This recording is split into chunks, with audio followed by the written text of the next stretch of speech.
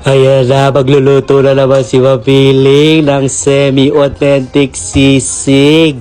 Dahil hindi siya inihaw sa uling, inihaw sa stove. Kaya kailangan natin, piski ng baboy, atay ng manok. At saka ayan pa, laurel.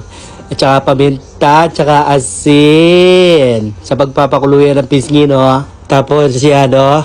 Ang gagawin natin, i-chop natin yung piski ng baboy. Ayan o, tingnan mo yung tega, no? Katinga-tinga mo. Ayan o, ayan, chop natin na maliliit para kaagad lumabot.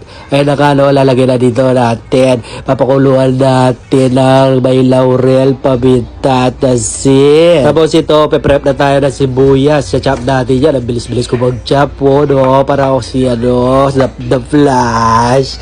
Ayan o, nahabag. Ayan na, ano, kanila ng sibuyas. Tapos mag-chop tayo ng kalamansi. Ayan yung kalamansi. Tapos ayan yung sili. Lalagyan natin sili. Ayan, bilis, di ba? Ayan yung na-prep ko na hiwa kong mabilis na sibuyas at kalamansi. Dahil wala tayong ihawan na uling. Nakakauling-uling. Ito na naman. Mag-i-improvise tayo dito sa kalat para hindi madumihan at dito balsik. Kaya no, nilagay ko pa foil lang. Dito ko iihawin yung baboy. Tapos ayun, kinuha na yung atay. Dahil okay na yung atay tsaka yung baboy, no? Ayan, ready to ihaw na. Ayan yung stick. In-stick ko na yung baboy. Ayan, no? Iihawin ko dito. Tingnan mo mangyayari, no? Ayan, naputol. Nahulog, nahulog. Log. See, come here. Look at this. O yun o, tugnan nyo. Ayan o, naihaw ko, no? Ang galing, di ba? Nakakuha na naman kayo ng technique. Sasabihin nyo yan, hindi healthy. Ako lang naman kakain dito. Ayan nyo, magbubula yung gasbook ko. Alam nyo na yung mangyayari.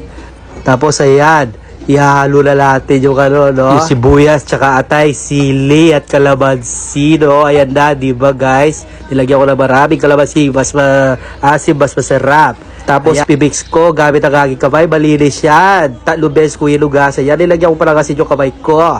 Kung nadiri kayo, panoorin nyo si Chef Gordon Ramsay.